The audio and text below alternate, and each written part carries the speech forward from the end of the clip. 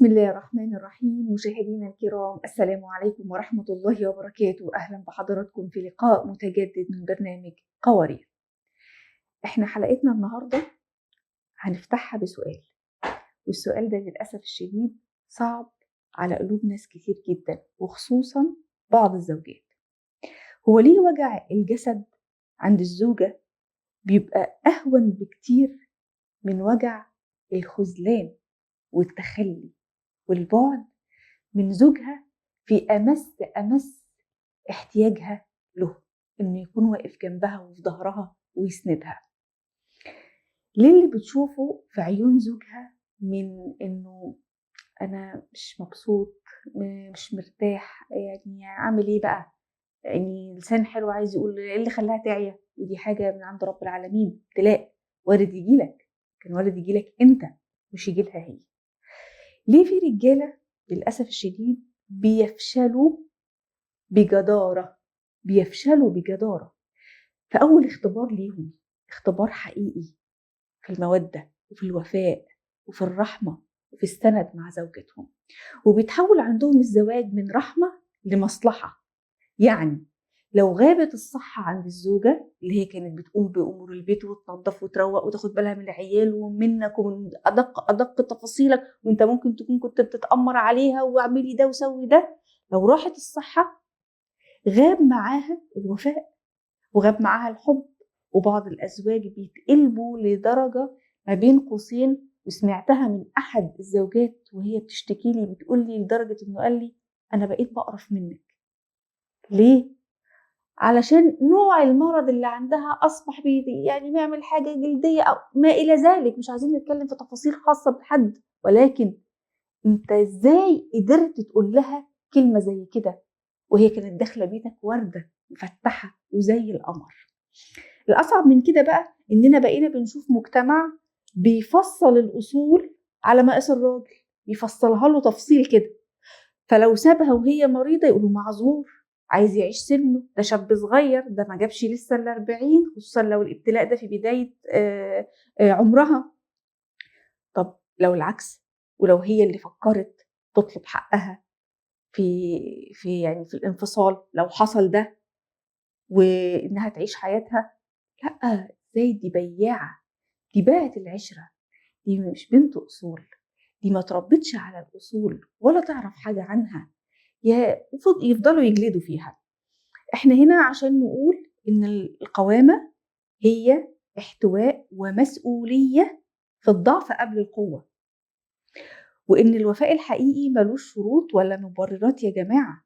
حلقتنا النهاردة احنا بقى هنغوص في نفسية الشريك اللي بيتخلى وبيرمي الجمل بما حمل ويقول سلام عليكم، وهنتكلم عن الأثر اللي عمره ما بيتنسي من ذاكرة وقلب وعقل الزوجة اللي اتسابت وتم التخلي عنها. كل التفاصيل دي هنعرفها إن شاء الله النهاردة مع ضيفتنا اللي مشرفانا الأستاذة نورة نحاس، المستشارة الأسرية والزوجية. سلام عليكم وأهلا ومرحبا يا أستاذة نورة. السلام ورحمة الله وبركاته. يا أهلا وسهلا ومرحبا. أهلا بك يا أستاذة نورة. استكمالا لما بدأناه في الحلقة السابقة وعن بعض الرجال اللي بيتخلوا عن زوجاتهم وهم في محنة مرض شديدة، خلينا نتكلم النهاردة عن حكم المجتمع على الزوجة. ليه يا أستاذة نورة الزوجة تلام إذا هي قصرت في وقت مرض زوجها أو تعبت أو طلبت الانفصال لأن هي مثلا مش قدرت تتحمل الخدمة الشديدة أو أي ما كان السبب، ولكن المجتمع بيبرر للراجل وبيعطي له مبررات قوية جدا، وبيتقال له يا إما تروح تتجوز عليها وانت سيبها كده في البيت بقى معلش وكتر خيرك والله إنك باقي عليها وهات لها خادمة في البيت تخدمها وانت روح اتجوز، أو لو عايز تطلقها عادي طلقها، ما انت معذور، هتعمل بيها ايه؟ يعني انا سمعت الجملة دي نصا، هتعمل بيها ايه وهي مريضة نايمة في السرير؟ انت هتعمل بيها ايه؟ رأيك ايه وجبتك ايه على السؤال الموجع ده؟ بسم الله والحمد لله والصلاة والسلام على رسول الله. فلنبدأ من أصل الزواج. يعني حين بدأ الزوجان بالحياة الزوجية بدأ بالصحة والعافية والسعادة والأمل للمستقبل. لكن هذا لا يعني إنه الوقت كله حيكون نفس الشيء. كل واحد فينا معرض. لماذا يبرر الرجل لنفسه هذا؟ أعتقد لأنه وقت الزواج ما كان حاطط في باله إنه هو آخذ روح، آخذ زوجة بكل أحوالها. هو آخذ يعني أنا آسفة على المصطلح، آخذ يعني أداة للمتعة فقط. إذا ما ذهبت المتعة خلصت شغلتها. بالضبط هيك لما بيكون الإنسان بيتخلى وما بيكون وفي. أما إذا كان عرفان شو معنى الروح اللي معه، اللي هي قبل ما تكون أم وزوجة هي إنسان ومحترم ومكلف سبحانه وتعالى، فكسر الخاطر سيجازيه الله سبحانه وتعالى يوم الدين. وإذا كان ليس له بها نفس، يعني ما عنده اشتهاء لها، فما في مشكلة، يعني يقولها بطريقة لطيفة، بطريقة محببة، بأعذار أخرى.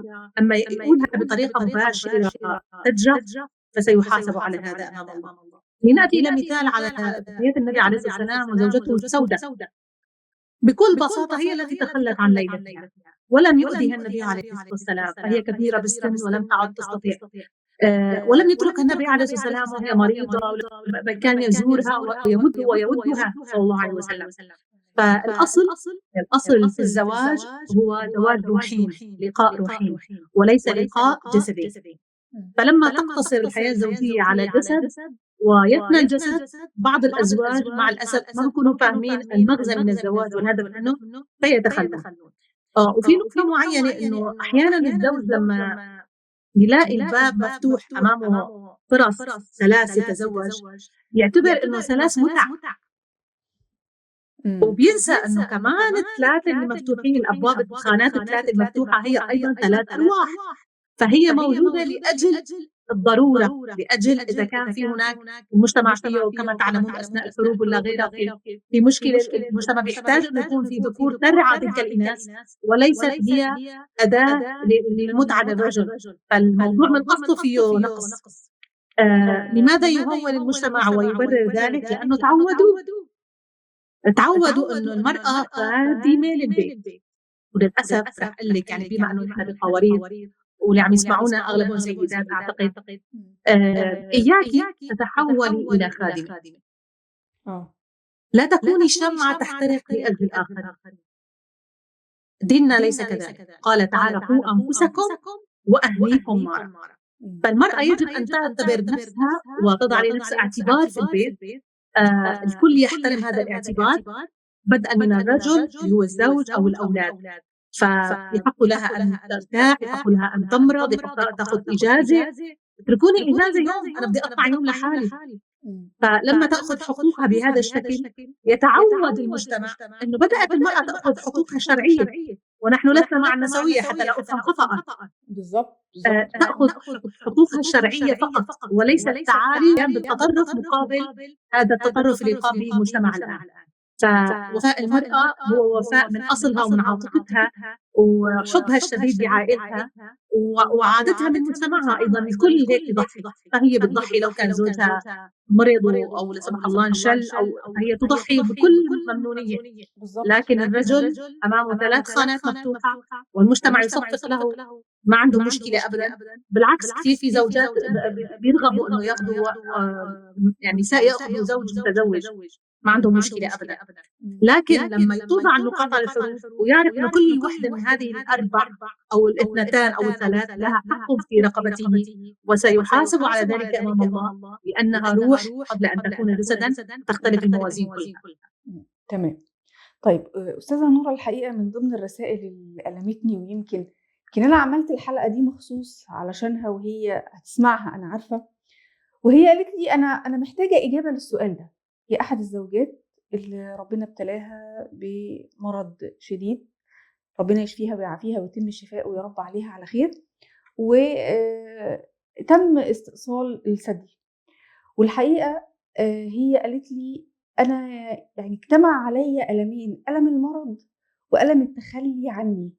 وقالت لي هو ما تخلاش عني حتى بطريقة عرف يجملها أو ينسحب بشياكة، لأ، هو قال لي نصا كده: انا ما عدتش قادر ان انا اشوفك بالشكل ده، انا صعب ان انا اقعد جنبك في السرير، انا مش متحمل ده.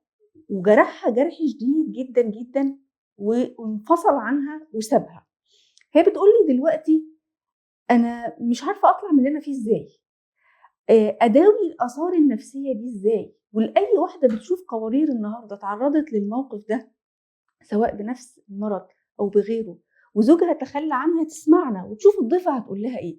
ازاي الاثار النفسيه الشديده اللي اجتمعت عليها ما بين تخلي وما بين خذلان وما بين المرض يتعافوا ازاي يا استاذه نوره؟ نعم.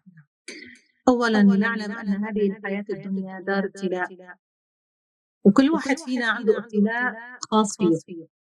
فممكن يكون ابتلاء هذه السيدة شفاها الله وعافاها بهذا المرض، لكن الابتلاء الرباني له دواء، لأنه هو فإذا مرضت فهو يشفيه. ولكن الابتلاء من الأشخاص فيه أثر نفسي أكبر بكثير. يعني أعتقد والله أعلم، أنا أعرف في سيدات عندهم هذه الحالة أيضا، فعلوا الثدي. تعامل المجتمع خفف المرض كثيرا، لكن أن يأتي الزوج اللي هو أكثر واحد يعني يهم رأيه ويقول هذا الكلام، فلا ينتظر إلا السوء، ولا ينتظر من الله سبحانه وتعالى إلا انتقاما. وأما أنت من أصبت بهذا المرض، فأدعو الله سبحانه وتعالى أولا أن يشفيك، ثانيا اتجهي إلى الله ولا تدعي على أحد، ولكن أوجدي لنفسك طريقا للمعافاة.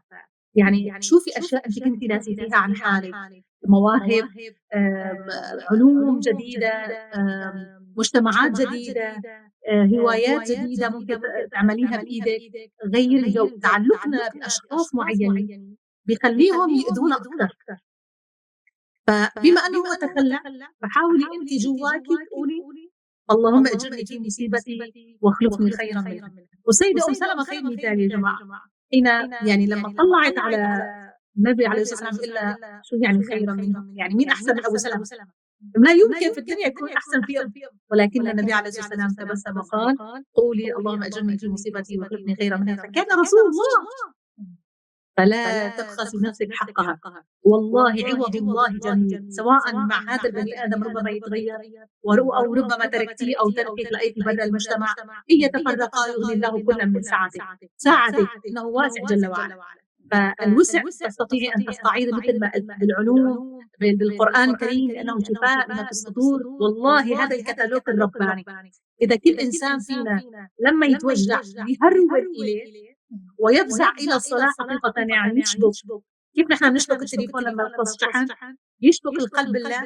فسيرى هؤلاء الناس غبار ليس لي بهم حاجة، يعني نفخة بيطيروا لأنهم بيد الله سبحانه وتعالى، فيهون عليك إن شاء الله. فكلنا عبيد لله والله تعالى سميع عليم. ألم يعلم بأن الله يرى؟ بلى إنه يرى جل وعلا. فهوني عليك، فمن قضى عليك هذا المرض وأخذ منك الثدي قادر أن يعوضك بإذن الله تعالى، فما أخذ منك إلا ليعطيك بدلا إن شاء الله. امين يا رب العالمين. نسال الله لها الشفاء العاجل يا رب، هي وكل مرضانا ومرضى المسلمين. اخيرا يا استاذه نوره، احنا عايزين روشته للاصلاح. ازاي نعيد بناء وعي شبابنا المقبلين على الزواج بان الزواج ده هو شراكه في السراء والضراء، مش مجرد كلام يعني حلو ورومانسيه وخروج وفسح، مطلوب الكلام ده، ولكن مش هو ده اساس الجواز. اساس الجواز انك تكون راجل. ازاي ولادنا نعلمهم ده قبل ما يدخلوا الجواز؟ لان لو هم مش مدركين ده يبقى بلاها ان هم يتجوزوا. تماما بلا يتجوزوا. المصيبة هنا يا حبيبي لما نؤهل الولد الصغير، وأنا أسمع هذا بالمجتمع كثيرا، بيقولوا للطفل اللي عمره 10 سنوات أنت حتصير عريس. طيب أنت فهمتوا ما معنى عريس؟ والبنت الصغيرة بيقولوا لها أنت حتكوني عروسة. فهمتيها يا ماما يا ماما عروسة؟ ما هي مقتضيات هذا العقد؟ فلما نتعامل مع الأطفال على أنهم رجال ونساء بأحجام صغيرة، نتعامل معه بالتأهيل وهذا الذي نحن عليه على يعني نحن طول الوقت عم نشتغل مع الفتيات عشان يتأهلوا قبل الزواج بدورات وباستشارات. لأنه لما تعد البنت باكرا وتتعود على التعامل مع الذكر بالبيت، مع أخوها أو أبوها، أخوانها، أعمامها، هدول محارم اللي رب العالمين أتاح لها فرصة التدريب معهم، وهو كذلك طول الوقت. يعني الأم لما تشوف الولد عم يقصر مع خواته فورا بترجع له الصراط المستقيم، فما بتقول لأنه ولد عود معلش، لا لا يبرر أبدا. بالعكس النبي عليه السلام كان يرعى البنات أكثر من الشباب لأنهن ضعيفات. فهذا دورنا نحن كقوارير أن نبدأ بتدريب أبنائنا منذ الصغر، من نعومة أظفارهم. هي أختك حن عليها، هي أختك دير بالك عليها برعايتك، أنت الراجل، أنت السيد، فالسيد معناها المسؤول، فبياخذ من لقمته يعطيها فنصفق له. بيحملها لما بتوقع بنصفق له. التعزيز الإيجابي لما بتصرف أي تصرف إيجابي مع خواته فهذا يعزز لديه المسؤولية نحو الإناث أو نحو البنات، وبالتالي بيتعلم بعدين يصير بار بأمه، ولما يتزوج هيكون بار بأمه وبخواته وكمان بزوجته لأنه صار عنده دورة تدريبية. هذه مسؤولية كبيرة وكلنا مسؤولون، كلنا مسؤولون رجالا ونساء. حتى الرجال يجب أن ينوهوا للأولاد إنه يعني ما يشوف الولد من أبوه إنه تخلى عن مسؤوليته فيصير مثله. لا حيشوف البابا كمان مسؤول، حيتعلم هو ليس قولا بل فعلا كيف الأب يداري البنات ويداري الأم أمام الأولاد، وهذا خير تربية وخير مثال. هيك بنكون يعني حققنا المجتمع الحقيقي اللي بدنا إياه للغد، يكون مؤهل ويصير إصلاح داخل الأسرة وخارج الأسرة بإذن الله. بإذن الله تعالى. بشكر حضرتك في النهاية الأستاذة نورة النحاس المستشارة الأسرية والتربوية على وجودك معانا، شرفتينا وأفدتينا كتير. وفي النهاية أنا هوجه رسالتين في نهاية الحلقة. الرسالة الأولى لكل زوج: افتكر إن القوامة مش مجرد كلمة فقط، احتواء ومسؤولية في السراء قبل الضراء، وهي قدام ربنا سبحانه وتعالى الأول قبل ما تكون قدام الناس. الزوجة اللي خدمت وما زالت بتخدم وشايلة وبتسهر وبيخليه بيتك زي الفل وهي كانت في عز صحتها، هي محتاجة منك النهاردة وهي في عز تعبها ومحنتها إن انت تكون سكنها الحقيقي، مش انت تكون وجعها الإضافي فوق وجعها بتاع الألم والمرض. خذلانك ليها وهي ضعيفة ملوش أي مبرر لا شرعي ولا إنساني. وابعد عن الناس اللي بتبرر لك وتقول لك من حقك وعيش حياتك واعمل مش حقك. كله هيتخلى عنك يوم ما بيتك يتخرب ومحدش هيعمل لك حاجة. الجمال، جمال الشكل ممكن يروح ويجي، لكن المعدن الحقيقي ما بيروحش أبدا. طول ما انت أصيل ومعدنك أصيل وابن أصول، عمر المعدن ده ما بيروح أبدا. والرسالة التانية للمجتمع: كفانا يا جماعة ازدواجية في المعايير. عيب لما نحن نبارك للراجل انه يهرب من المسؤولية ونطلع له مبررات انه يتخلى عن زوجته، وفي نفس الوقت نجلد الست ونجلد الزوجة أو نسميها قليلة أصل لو عملت زي ما هو عمل. المجتمع السوي هو اللي بيدعم الضعيف وقت ضعفه، مش ملوش علاقة الضعيف ده بقى راجل ولا ست. والحقيقة المجتمع المحترم ما بيطبطبش على المتخلي ولا على المتخاذل، والوفاء ملوش جنس لا راجل ولا ست. والأصل والتربية بيبانوا في المحن، مش بيبانوا بس وقت الرخاء والفسح والعزومات. أتمنى الرسالة تكون وصلت. انتهت حلقة قوارير اليوم، وإلى أن نلقاكم نترككم في رعاية الله وأمنه. والسلام عليكم ورحمة الله وبركاته.